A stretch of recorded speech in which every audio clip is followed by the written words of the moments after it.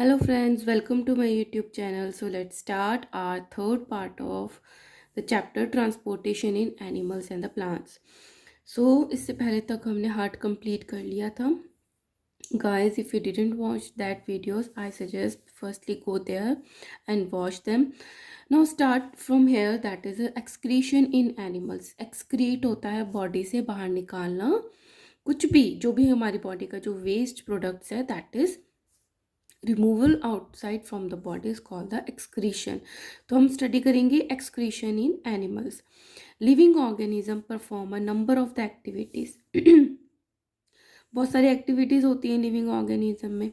During these activities a large variety of the waste products are produced. और इन activities की वजह से जैसे डाइजेशन हुआ है ना, रेस्पिरेशन हुआ, तो वेस्ट प्रोडक्ट्स प्रोड्यूस होते हैं. These are toxic and accumulation of these waste products in the body adversely affects the health. तो अगर ये जो टॉक्सिक है, ये जो वेस्ट प्रोडक्ट्स है, अगर ये बॉडी में इकट्ठे हो जाएंगे तो ये बॉडी के लिए कैसे हैं, टॉक्सिक है, मतलब बहुत ज़्यादा डेंजरस है.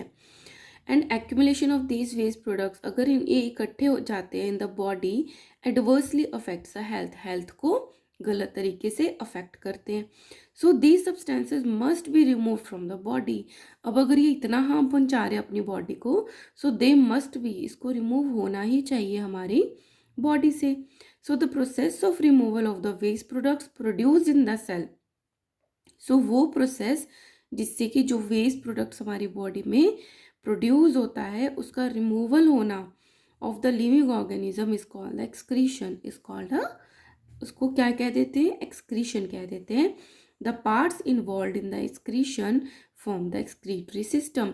और जो पार्ट्स, बॉडी के पार्ट्स इन्वॉल्व होते हैं इसमें एक्सक्रीट करने में, उसको बोल देते हैं excretory system. Let us study the excretion in various animals. अलग अलग एनिमल्स में हम स्टडी करते हैं. In simple organisms like the amoeba, paramecium and the hydra. ये क्या है, यूनिसेलुलर, मतलब एक ही सेल से बने हुए ऑर्गेनिजम्स हैं. Most of the waste products are remove through the body surface by the diffusion. तो जो उनकी बॉडी होती है, उनकी सरफेस से ही उसका क्या हो जाता है, रिमूवल हो जाता है वेस्ट प्रोडक्ट्स का. यहाँ पे मैं आपको बताती हूँ. जैसे एमीबा की बात करते हैं तो उसकी बॉडी की शेप तो कुछ फिक्स भी नहीं होती है ना. तो ये क्या होते हैं, ये वाटर में रहते हैं, पानी है इसके चारों तरफ, और अंदर वेस्ट प्रोडक्ट्स क्या प्रोड्यूस, जो भी प्रोड्यूस हो रहा है वो क्या करते हैं, या तो वैक्यूल से लेके उसको बाहर की तरफ ऐसे बर्स्ट कर देते हैं, या फिर इसकी जो बॉडी सरफेस है इसमें डिफ्यूजन के थ्रू होता है. डिफ्यूजन हमने पढ़ा था क्या होता है, जब कंसंट्रेशन में डिफरेंस हो जाता है तो ज़्यादा कंसंट्रेशन से कम कंसंट्रेशन की तरफ आता है. तो अगर वेस्ट प्रोडक्ट्स बॉडी के अंदर ज़्यादा है तो डिफ्यूज़ कहाँ हो जाएंगे, बाहर की तरफ. तो बॉडी सरफेस के थ्रू इसका जो वेस्ट प्रोडक्ट्स है वो बाहर की तरफ डिफ्यूज़न की प्रोसेस से एक्सक्रीट कर दिए जाते हैं. ठीक है. In some organisms like the earthworm and the leech specially specialised excretory organs. अब जो इनसे जो बेटर जो डेवलप हो गए हैं ऑर्गेनिजम्स, जो कि ये अर्थवॉर्म और लीचीज हैं, इनमें स्पेशलाइज्ड ऑर्गन्स होते हैं जिसको कहते हैं नेफ्रीडिया. इसको अभी आप नाम ही याद कर लो, बड़ी क्लासेस में जाके इसका सब कुछ आएगा कि नेफ्रीडिया के क्या पार्ट्स होते हैं और किस तरीके से इसके थ्रू एक्सक्रीशन होता है. तो अर्थवॉर्म लीचीज में किसके थ्रू होता है, नेफ्रीडिया के through. In insects like the cockroaches, Malpighian tubules are the excretory organs. Cockroaches में क्या होते हैं, मेल्पिगियन ट्यूब्स होती हैं. इन वर्टिब्रेट्स, हमारी जो वर्टिब्रेट्स है जिनमें वर्टिब्रास होती हैं लाइक ह्यूमन, उनमें किडनी होती है, आर द एक्सक्रीटरी ऑर्गन्स. ठीक है.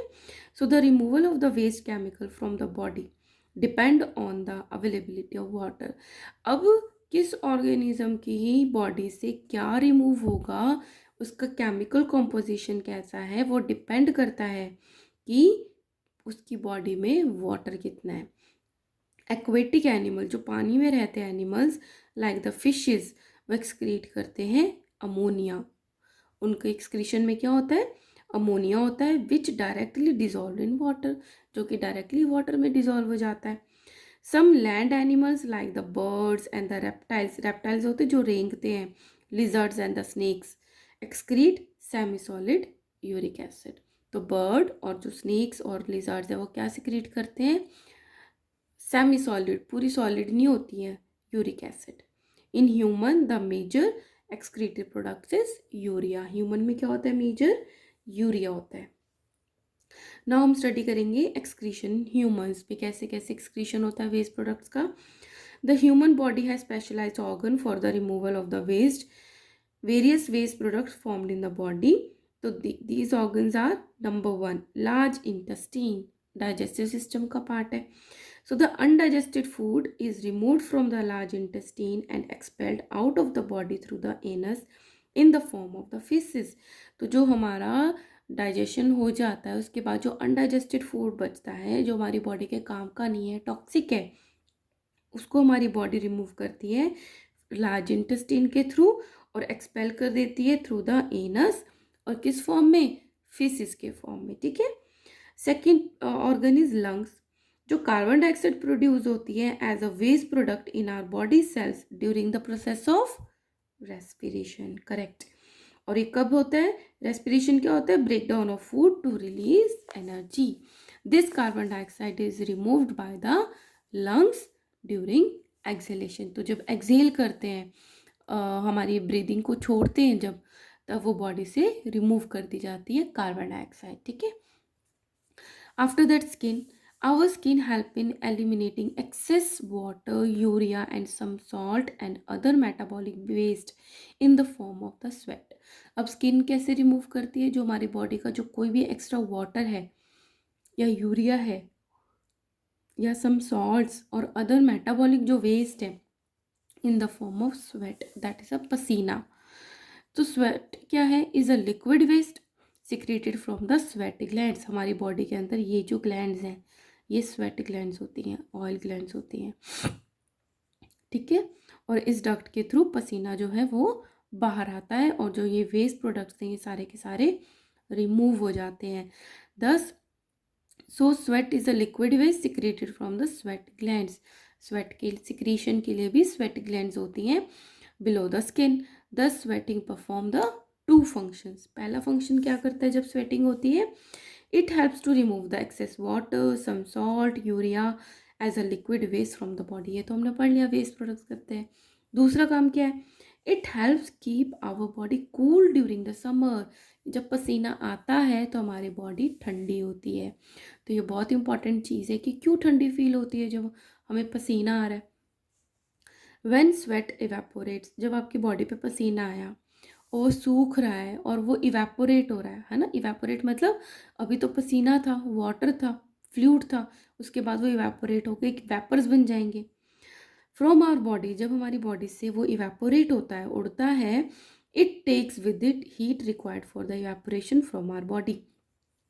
तो देखो उसकी स्टेज चेंज हो रही है, लिक्विड से वेपर बन रहा है, तो उसके लिए किसको क्या चाहिए, एनर्जी चाहिए। तो वो कहाँ से लेता है, जो हमारी बॉडी की हीट होती है उससे वो एब्जॉर्ब करके इवेपोरेट होता है। तो in this way our body loses heat, इस तरीके से हमारी जो बॉडी वो हीट को लूज करती है and makes us feel cool, और जिससे हमें ठंडा फील होता है। सो ये क्या हो गया, cooling due to evaporation. Sometimes on hot summer days we see, और कभी कभी क्या होता है जब गर्मियाँ होती हैं बहुत ज़्यादा, तो वाइट पैचेस दिखते हैं on the are formed on our clothes के ऊपर, specially in the areas like the under arms. Specially कहाँ पे मोस्टली प्रेजेंट होते हैं, अंडर आर्म्स पे। So these white patches are formed by the salts left on the clothes when the water present in the sweat evaporates। तो क्या है, पसीना तो हमारा इवेपोरेट हो गया, बट कुछ सॉल्ट्स जो हैं वो कपड़े पर लगे रह गए, तो इसकी वजह से ये वाइट पैचेस जो है वो विजिबल होते हैं हमारी क्लोथ्स पे, मोस्टली अंडर आर्म्स पे। ठीक है। नाउ किडनी, ये एक्सक्रीशन का पार्ट है, फोर्थ पार्ट है। लार्ज इंटेस्टाइन हो गया, लंग्स हो गया, स्किन हो गया, kidneys. Kidneys are the main excretory organ. जो किडनीज हैं वो हमारी मेन एक्सक्रीशन का पार्ट है, ऑर्गन्स है। दे हेल्प इन एलिमिनेटिंग, क्या एलिमिनेट करते हैं बॉडी से, urea, waste salt and excess water from the blood in the form of urine. क्या निकाला बॉडी से, यूरिया, कुछ वेस्ट हो गए जो salts and the excess of water in the form of urine. Now excretory system in humans, excretory system in human consist of the, अगर ये question आता है कि एक्सक्रीटरी सिस्टम में क्या प्रेजेंट होता है, that is a kidney. Kidney से दो यूरेटर निकलती हैं जो कि इकट्ठा करती है यूरिन को यूरिनरी ब्लैडर में, और यूरिथ्रा के थ्रू टाइम टू टाइम हम बॉडी में से एक्सक्रीट करते रहते हैं, ठीक है। So this makes a excretory organs of the humans. Now kidneys, a pair of the kidneys are present in human. Pair मतलब दो होती हैं, इसमें एक पेयर प्रेजेंट होता है ह्यूमंस में। सो दो किडनीज प्रेजेंट होती हैं। These kidneys are situated at the level of waist. जब आप कमर पे अपनी दोनों तरफ हाथ रखते हो, वो हमारी वेस्ट होती है, उसकी दोनों तरफ एक एक प्रेजेंट होती है। ऑन द इधर side of the vertebral column, तो जो हमारी बैक बोन है, वर्टिब्रल कॉलम है, उसकी लेफ्ट एंड राइट प्रेजेंट होती है। Kidneys are brick red in colour and bean shaped. देखो ये राजमा जैसी है ना, बीन शेप्ड, और ये ब्रिक रेड, बहुत तेज रेड कलर की होती है। Each kidney contains a large number of the coiled tubes called the nephron। अब जो हर एक किडनी है उसमें ट्यूब्स होती हैं जिसको नेफ्रॉन कहते हैं। Nephron acts as a filters, और यही जो नेफ्रॉन्स हैं वो फिल्टर्स का काम करते हैं। When the blood reaches the two kidney it contains both useful and the harmful substances. तो जब ब्लड हमारी किडनीज में पहुंचता है तो इनमें ब्लड में यूज़फुल चीज़ें भी होती हैं और हार्मफुल चीज़ें भी होती हैं। So the useful substances are absorbed back. जो काम की चीज़ है वो तो एब्जॉर्ब कर ली जाती है into the blood. So the nephron acts as a filter. अब ये जो नेफ्रॉन है यही फिल्टर का काम करता है कि अच्छी चीज़ें तो एब्जॉर्ब कर लो और जो हार्मफुल चीज़ें हैं वो बॉडी से निकाल दो, and removes the harmful substances like the urea, waste salts etcetera from the blood. The waste products dissolved in water are removed from the kidney as the yellowish liquid called the urine। और अब ये जो waste liquid है ये remove करते हैं kidney से as the yellow liquid, और वो जो रिमूव करते हैं उसको क्या बोल देते हैं, यूरिन, जो कि येलो कलर का होता है। The urine formed in the kidneys goes into the urinary bladder. अब देखो ये दो किडनीज है, अब ये यूरिन बनाती हैं, यूरिन इकट्ठा होके ये क्या है, एक यूरेटर्स है जो राइट और लेफ्ट किडनी से निकलती हैं, यहाँ से पास होके यूरिनरी ब्लैडर में इकट्ठा होता है, ठीक है। Through the tubes called the ureters, जो कि यूरेटर्स के थ्रू जाके ब्लैडर में इकट्ठा हो रहा है। The urine is stored in the urinary bladder and is passed out from the body at the regular intervals through the urinary opening at the end of the tube called the urethra. तो इस urethra के through हम time to time body से इस urine को जो इकट्ठा हुआ है ब्लैडर में उसको रिमूव करते रहते हैं। An adult human being normally passes about 1 to 1.8 litre of the urine in 24 hours. तो एक जो एडल्ट ह्यूमन है वो 24 आवर्स में 1 to 1.8 लीटर यूरिन पास करता है। The urine consist of 95% of water. अब यूरिन में क्या होता है, 95% water, 2.5% urea and the 2.5% other waste product होते हैं।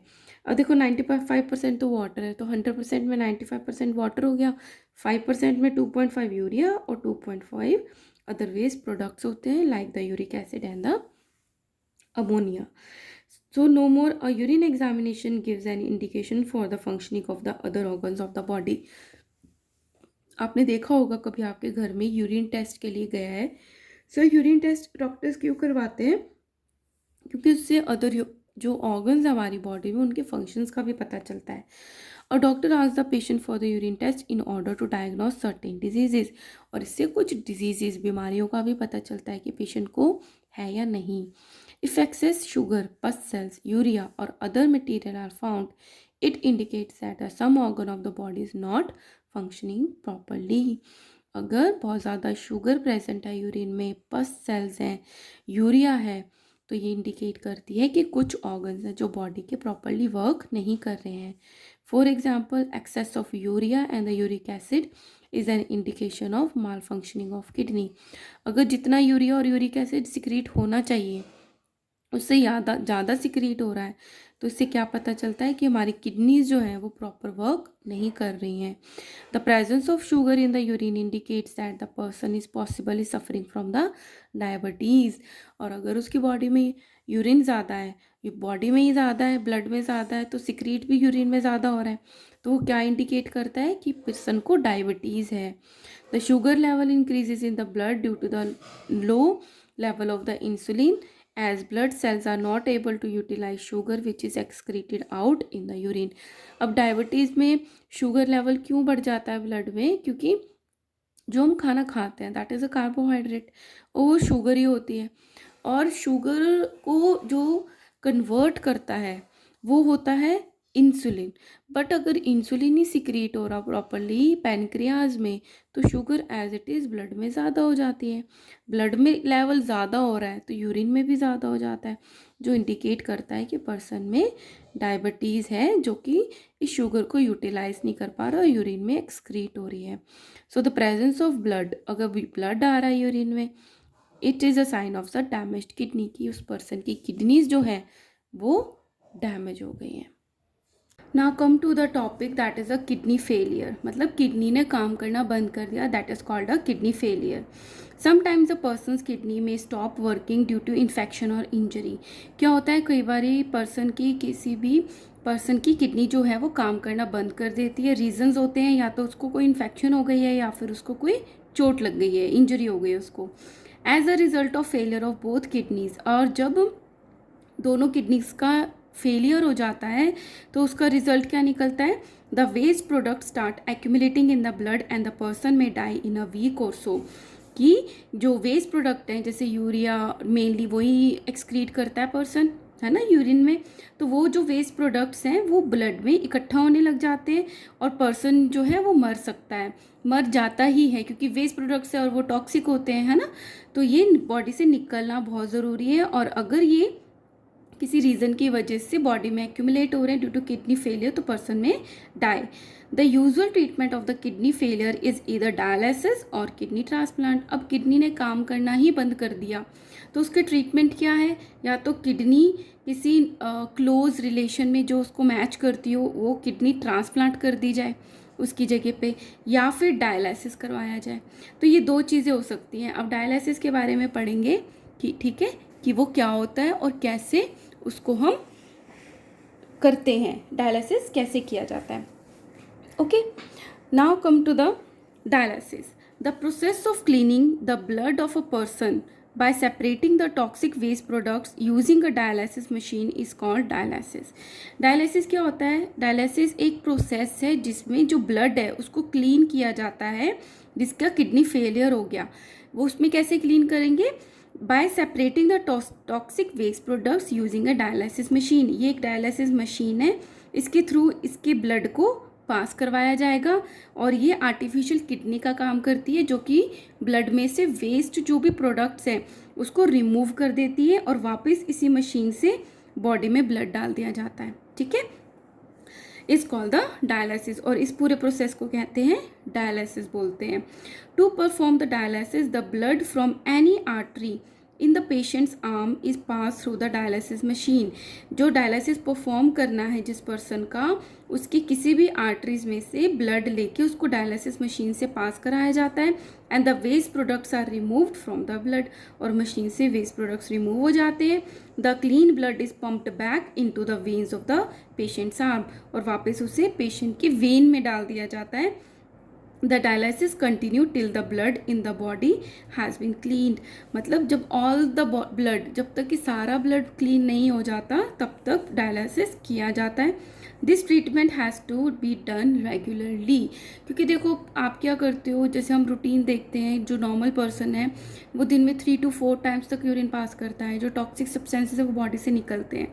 ठीक है, तो अब आप खाना खाते हो या फिर रेस्पिरेशन करते हो, टॉक्सिक सब्सटेंसेस तो बनते ही रहते हैं, तो वो तो टाइम टू टाइम रिमूव करना ज़रूरी है। इसलिए जो डायलिसिस है वो भी रेगुलरली करते हैं। जैसे किसी की किडनी का ज़्यादा प्रॉब्लम हो गया है तो एवरी ऑल्टरनेट डे भी करना पड़ता है, कई बार वीक में एक बार ही करना पड़ता है, तो वो डिपेंड करता है कि किडनी कितना का फेल हुआ है या कितना कर रही है काम। तो ये हो गया डायलिसिस की बात। Now come to the kidney transplant. दूसरा ट्रीटमेंट है kidney transplant. The damage kidney can also be replace by another person's healthy kidney by the surgical procedure, कि उसके जगह पे कोई हेल्दी रिलेटिव हो जो उसको किडनी डोनेट कर दे और वो उसकी बॉडी में ट्रांसप्लांट कर दिया जाए। लेकिन वो कौन हो सकता है? कोई अनदर पर्सन हेल्दी रिलेटिव हो सकता है। ठीक है, let's do some MCQs। The deoxygenated blood collected from the body organs enter, कि जो डीऑक्सीजनेटेड ब्लड है वो जब बॉडी से कहाँ पर एंटर होता है, एक सेकेंड,